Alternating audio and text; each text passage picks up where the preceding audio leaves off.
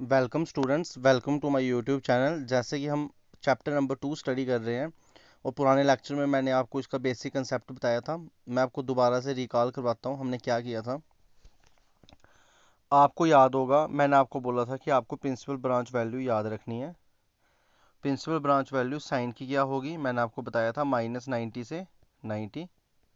अगर आपका आंसर इसके अंदर लाई करता है तो आपने लेना है, नहीं लाई करता है तो क्वाड्रेंट सिस्टम हम अप्लाई करेंगे। ठीक है स्टूडेंट्स। फिर मैंने आपको बोला था साइन के साथ टैन मिलता है। अगर साइन की क्लोज्ड इंटरवल है -90 से 90, तो टैन की होगी ओपन इंटरवल -90 से 90। ठीक है, तो ये चीज़ें मैंने आपको बताई हुई थी। ये आप पुरानी वीडियो, जो पुराना लेक्चर है, अगर आप ये लेक्चर ये देख रहे हो फर्स्ट टाइम, तो आपको ऐसे समझ नहीं आएगी। आपको पुराना बेसिक सब देखना है, फिर ही आपको समझ आएगी। ठीक है, तो देखिए हम क्वेश्चन लेके आए हैं। फिफ्थ क्वेश्चन, कॉस इनवर्स -1/2 है। हमें पता है 1/2, कॉस 1/2 कब होता है 60 पे, तो मैंने 1/2 की प्लेस में क्या डाल दिया, 60 डाल दिया। 60 को हम क्या लिखते हैं, π/3। 180/3, तो मैंने अब क्या लिख दिया, π/3 लिख दिया। ठीक है स्टूडेंट्स, अब देखिए हम इधर तक पहुंच गए हैं π/3 तक। अब मैंने आपको ऑड और इवन फंक्शन बताए थे। कॉस तो इवन फंक्शन है। इवन फंक्शन क्या होता है कि अगर आप उसके एंगल में माइनस लेते हो तो वो माइनस बाहर नहीं निकलता है। ठीक है, तो कॉस क्या है, इवन फंक्शन। तो ये जो माइनस है ये बस ऑड फंक्शन के ब्रैकेट के अंदर ही जाता है। तो आप ऐसा तो नहीं कर सकते जैसे हमने पुराने क्वेश्चन में किया था, माइनस को अंदर ला सकते हैं, नहीं ला सकते क्योंकि कॉस क्या है, इवन फंक्शन। तो पड़ गई ना प्रॉब्लम। तो जब आप ऐसा नहीं कर सकते तो माइनस तो सॉल्व करना है, आप ऐसे भी इसको कैंसिल नहीं कर सकते क्योंकि बीच में माइनस है। तो मैंने आपको बताया था माइनस सॉल्व कैसे होगा, क्वाड्रेंट से। क्वाड्रेंट का कंसेप्ट लगेगा स्टूडेंट्स। तो देखिए कॉस के साथ है नेगेटिव, और हमें पता है कॉस नेगेटिव कौन से क्वाड्रेंट में होता है, एक कॉस नेगेटिव होता है हमारा सेकंड क्वाड्रेंट में, और एक कॉस नेगेटिव होता है हमारा किस में, थर्ड क्वाड्रेंट में। पता है आपको, इधर सारे पॉजिटिव, इधर साइन पॉजिटिव, कोसेक पॉजिटिव, इधर टैन पॉजिटिव और इधर कॉस पॉजिटिव। और मैं अभी किसकी बात कर रहा हूँ, कॉस नेगेटिव की। तो स्टूडेंट्स कॉस नेगेटिव किस में होता है, एक सेकंड क्वाड्रेंट में, और एक कॉस नेगेटिव इधर होता है और एक इधर होता है। ठीक है स्टूडेंट्स, अब मेरे को ये नेगेटिव खत्म करना है ना, तो मैं यहाँ तो सेकंड क्वाड्रेंट में लाऊंगा, यहाँ तो थर्ड में लाऊंगा। और हमें पता है ये 0 डिग्री है, ये कितना है 90, और ये कितना है 180, और ये कितना है 270, या आप इसको -90 भी बोल सकते हो। ठीक है, तो ये हमें पता है।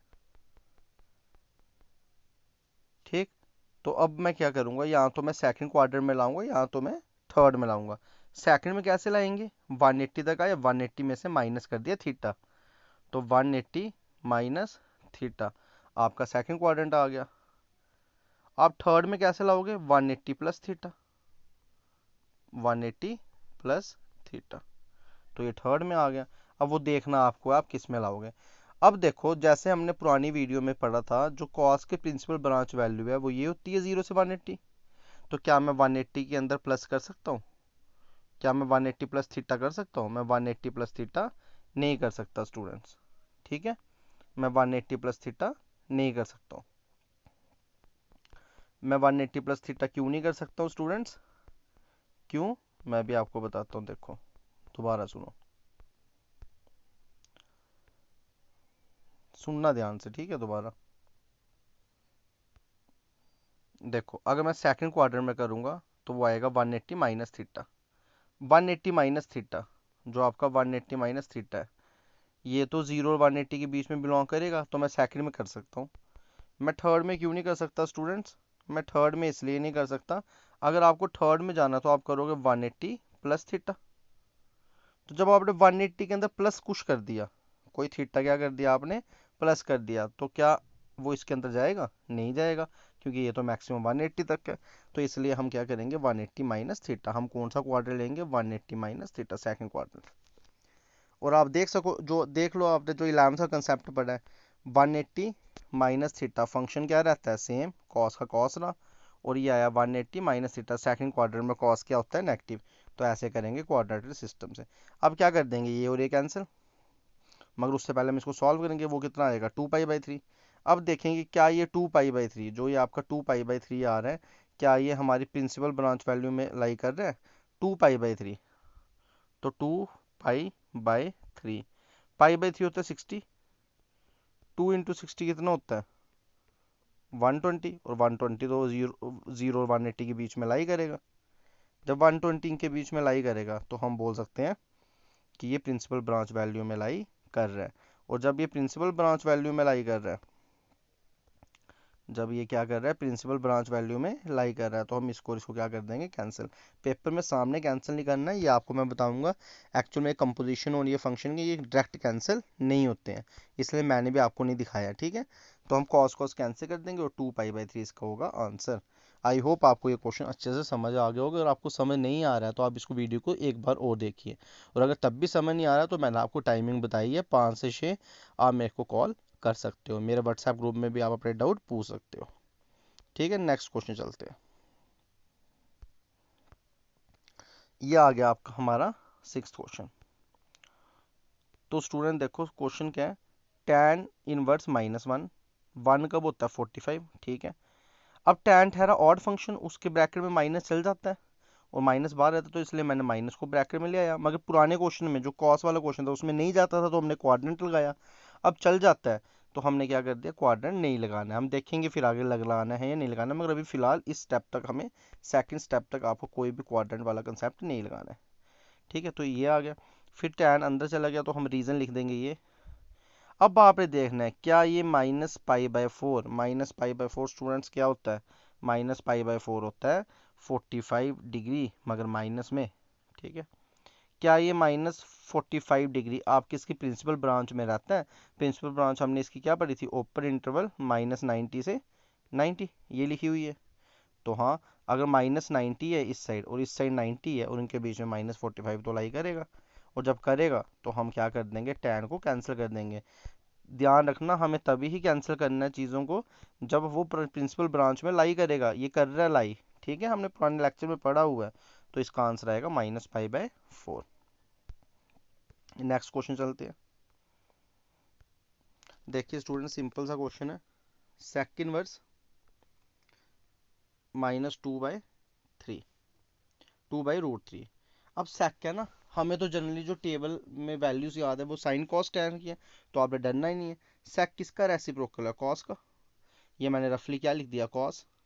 जब ये कॉस का रेसिप्रोकल है तो आप इसका भी रेसिप्रोकल कर दो, तो इसका रेसिप्रोकल क्या आएगा, √3/2। और कॉस √3/2 कब होता है, cos 30 पे। cos 30 पे क्या होता है, √3/2, तो सेक 30 पे भी यही होगा। ये एक्चुअली में पाई/6 क्या है, 30। आपको आया ना समझ क्या किया। देखो मेरे को सपोज ये भूल गया सेक कब होता है, तो मैं क्या करूंगा, माइंड में इसका रेसिप्रोकल लूंगा कॉस, ठीक है। और इसका भी रेसिप्रोकल कर दूंगा। इसका रेसिप्रोकल क्या आएगा, √3/2। और कॉस √3/2 कब होता है, कॉस 30 पे। और 30 को ही क्या बोलते हैं, पाई/6। तो कॉस 30 पे क्या वैल्यू आ रही है, 3/2। कॉस 30 को उल्टा कर दो तो वो सेक 30, सेक 30 पे क्या आ जाएगी, 2/√3। तो जो भी ऐसा क्वेश्चन है उसमें रेसिप्रोकल कर देना आपको, बाकी आपको कुछ ज़्यादा नहीं करना है, ठीक है। तो ये आ गया सेक 30। माइनस का कंसेप्ट ही नहीं है, जब माइनस का कंसेप्ट नहीं है तो क्वेश्चन ईजी हो गया, ठीक है। अब देखते हैं सेक। मैंने आपको कल बताया था साइन और कोसेक मिलते हैं, कॉस और सेक मिलते हैं, और आप पुरानी वीडियो में अगर आपको याद होगा तो ये उसकी ब्रांच वैल्यू है, ठीक है। तो देखो क्या ब्रांच वैल्यू, 0 से 180 के बीच में मिडिल वाली 90 माइनस कर दी, ये तो 30 है, माइनस तो बस 90 की है। मतलब 0 से 180 के बीच में सब है, बस एक 90 नहीं है। 30 तो है, जब 30 इसके अंदर है तो ठीक है, हमारा क्वेश्चन ठीक है। और जब हमारा क्वेश्चन हम सॉल्व ठीक कर रहे हैं तो हम इसको क्या कर देंगे, कैंसिल। तो आपका आंसर क्या आ जाएगा, पाई/6। 8th क्वेश्चन चलते हैं। देखिए कॉट। अब कॉट का रेसिप्रोकल हम करेंगे, कॉट किसका रेसिप्रोकल होता है, टैन का, ठीक है। तो टैन की वैल्यू की बात करते हैं, तो √3 का रेसिप्रोकल करेंगे, वो बन जाएगा 1/√3। टैन 1/√3 कब होता है, 30 पे। तो कॉट 30 कर दिया। वही कंसेप्ट सेम। ठीक है, जब आपने कॉट 30 कर दिया तो कॉट 30 क्या होता है, पाई बाई 6। अब देखना क्या है, प्रिंसिपल ब्रांच वैल्यू में है, और कॉट की प्रिंसिपल ब्रांच वैल्यू क्या होती है, 0 से 180। तभी मैंने आपको बोला था पहला लेक्चर बड़ा इंपॉर्टेंट है। अगर 0 से 180 के बीच में है तो ठीक है, हमने कैंसिल कर देना, आंसर आ गया पाई बाई 6।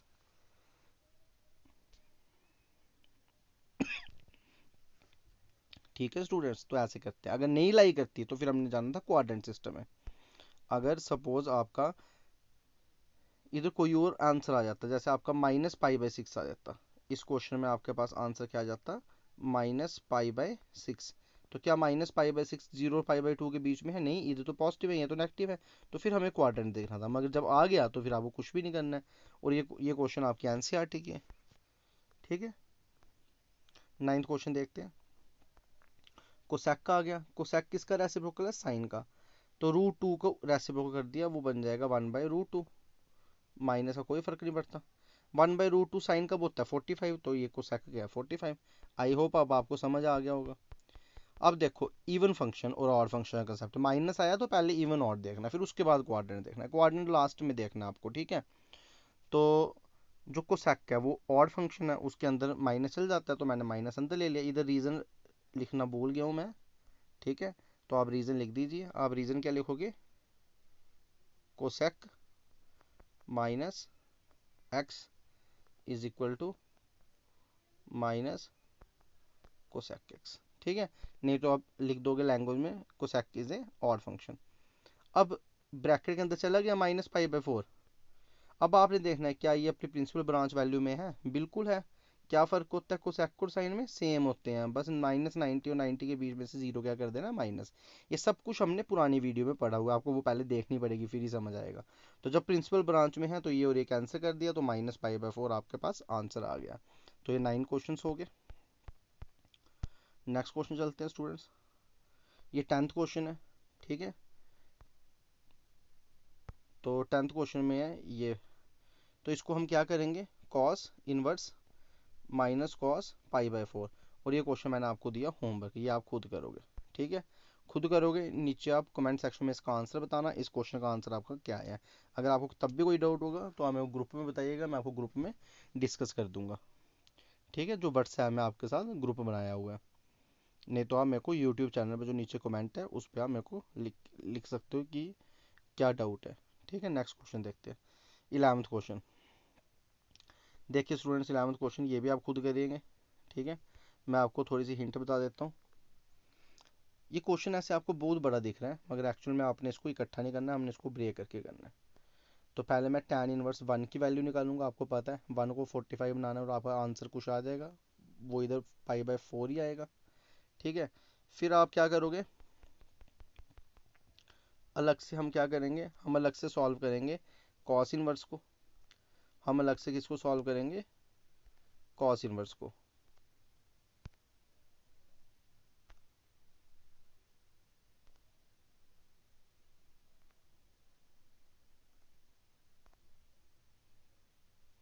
ठीक है, पहले हम tan इनवर्स को सॉल्व करेंगे, 1 को अलग से। ये मैंने ऐसे बता दिया, एक्स आपने एक्स नहीं लिखना, आपने बस tan इनवर्स आपने ऐसे लिखना है, 9 के आगे, 9 के आगे, और इसको सॉल्व करते जाना है। जो आंसर आएगा वो इसमें क्या आएगा, π/4। उसको मैंने एक्स बोल रहा है, उसको आपने ए वैल्यू दे देनी है। फिर आप कॉस इनवर्स को अलग से सॉल्व करोगे, वो आपका कोई और आंसर आएगा। फिर आप साइन इनवर्स को अलग से सॉल्व करोगे, वो कोई और आएगा। फिर आप इन तीनों को, इसको ए नाम दोगे, इसको बी, इसको सी, और फिर लिख दोगे ऑन एडिंग। और जब ऐड करोगे तो आपको आपका आंसर मिल जाएगा। और ये क्वेश्चन पेपर में बड़ी बार आया है, डरना नहीं है, अलग अलग से सॉल्व करना है। मैं आपको इसलिए दे रहा हूँ ताकि आपकी अच्छी प्रैक्टिस हुई। इसका आंसर भी आपने मेरे को कमेंट सेक्शन में लिख के बताना है। अगर आपसे सॉल्व नहीं होता तो फिर हम व्हाट्सएप ग्रुप में डिस्कस कर लेंगे। ठीक है स्टूडेंट्स, और आप मेरे को इसका क्वेश्चन पेपर में, जो ये क्वेश्चन मैंने आपको दिया है, ये पेपर में सॉल्व करके मेरे व्हाट्सएप ग्रुप में भी पिक्स भेजिएगा, मेरे को पता चले आप में से कितने स्टूडेंट्स खुद कर रहे हैं। सब ने भेजनी है, कंपलसरी है। ठीक है, नेक्स्ट चलते हैं। 12th question. तो 12th क्वेश्चन मैंने आपके लिए किया हुआ है। देखिए क्वेश्चन क्या है, कॉस 1/2। ठीक है, 1/2 कब होता है, 60, कॉस 60 π/3। क्या π/3 ब्रांच वैल्यू में है, बिल्कुल है, ये लिखा हुआ है। तो इसलिए मैंने इसको कह दिया कैंसिल, आंसर आ गया π/3। फिर दूसरे को अलग से सॉल्व किया, 1/2 1/2 होता है 30। तो क्या साइन 30 है 90 और माइनस 90 में? बिल्कुल है। तो इसको भी सिंपली सॉल्व, ये 2 1 जा 2 3 जा pi by 3 plus pi by 3 2 pi by 3 आपका आ गया आंसर। सिंपल सा क्वेश्चन है, ठीक है। अभी हमने ऊपर जितने भी क्वेश्चन किए वो अलग अलग से पार्ट किए, अभी इधर दोनों पार्टों को इकट्ठा कर दिया। आई होप आपको समझ आ रहा होगा। अब इस एक्सरसाइज का एमसीक्यू है ये, ठीक है। एमसीक्यू क्या है? साइन वर्स एक्स को बोला है वाई, और बोला है वाई की वैल्यू बताओ। देखो क्या बोल रहा है, वाई किसके इक्वल है? आपका साइन वर्स एक्स के। और हमें पता है साइन वर्स एक्स की जो ब्रांच वैल्यू, आंसर इसका उसी में ही आना है। और साइन वर्स एक्स की ब्रांच वैल्यू क्या आती है? माइनस 90 से 90। तो अगर वाई साइन वर्स एक्स के इक्वल है और साइन वर्स एक्स किसके वैल्यू दे रहा है? माइनस 90 से 90, तो वाई की वैल्यू भी क्या होगी? माइनस 90 से 90। तो ये इसका आंसर है, y lies between minus 90 to 90, option number आपका बी, ठीक है। क्या बोल रहा है इस क्वेश्चन में? इस क्वेश्चन में बोल रहा है कि जो साइन इनवर्स एक्स है, जो आपका क्या है साइन इनवर्स एक्स है, वो वाई के इक्वल है, ठीक है। और जो साइन इनवर्स एक्स है वो हमें पता है वो आंसर क्या देगा? माइनस 90 से 90 के बीच में। तो वाई भी तो आंसर माइनस 90 के 90 बीच में देगा, क्योंकि वो इसके क्या है? इक्वल। उस वजह से आपका ऑप्शन नंबर बी क्या है? करेक्ट आंसर, ठीक है। नेक्स्ट चलते हैं 14th। तो ये 14th एमसीक्यू हुआ है, ये भी मैंने आपके लिए खुद ट्राई करने के लिए आपके लिए रखा हुआ है। आप tan इनवर्स रूट 3 को सॉल्व किए, हमें पता है ये 60 पे आता है। सेक को किए, कैसे करना है? माइनस टू का उल्टा कर देंगे 1/2। कॉस 1/2 कब होता है? -60। तो देख लीजिए आप कोऑर्डिनेट क्या सिस्टम है, आप इसको भी कीजिए। और इस क्वेश्चन को भी सॉल्व करने के बाद आप मेरे को मेरे व्हाट्सएप ग्रुप में बताइए कि आप सॉल्व कर पा रहे हो या नहीं। और सब ने व्हाट्सएप ग्रुप में ये क्वेश्चंस सॉल्व करके भेजने हैं। ये आज आपकी वीडियो कंप्लीट हो गई, और इसके साथ हमारी जो 2.1 एक्सरसाइज है इस चैप्टर की, 2.1 एक्सरसाइज है, वो पूरी हमने क्या कर दी है? कंप्लीट कर दी है। मैंने आपको पहले ही बोला था सिलेबस की टेंशन नहीं करना, ठीक है। अगर आप वीडियोस अच्छे से देखोगे, आप पूरा अच्छे से पढ़ोगे, तो मैं सिलेबस आपका पता भी नहीं चलेगा वो कब कंप्लीट करा दूंगा। मगर आपको देखना पड़ेगा, क्योंकि मैं अकेले मेहनत नहीं करना चाहता हूँ। मेहनत करने का तभी मन करता है जब बच्चे भी आगे से रिस्पॉन्स करें। मैंने पुरानी वीडियो में देखा आपका रिस्पॉन्स थोड़ा सा इंप्रूव हुआ है, इसलिए मैंने आज भी एक वीडियो लेक्चर बना के पूरी एक्सरसाइज का डाल दिया। अगर मेरे को लगेगा कि आपने इस वीडियो को लाइटली लिया या आपने इसको अच्छे से नहीं पढ़ा है, तो फिर मैं आगे से वीडियो फिर कम कम ही डालूंगा। क्योंकि मेहनत मैं नहीं करूँगा, मेहनत आपको भी करनी है और मेरे को भी करनी है। अगर मैं ही मेहनत करूँगा तो कोई फ़ायदा नहीं है। Thank you students, I hope आपको ये वीडियो अच्छे से पसंद आई होगी, आपको अच्छे से समझ आई होगी चीज़ों की। इन्वर्स ट्रिग्नोमेट्री बिल्कुल सिंपल वे में समझाने की कोशिश की है, आपको इन्वायरमेंट क्लास की तरह ही लगता होगा, आई होप। अगर आपको ये वीडियो सच में अच्छी लगती है तो आप इसको शेयर कीजिए, बाकी अपने फ्रेंड्स को भी बताइए जो भी आपके स्कूल वगैरह के भी हैं। Thank you students, have a nice day.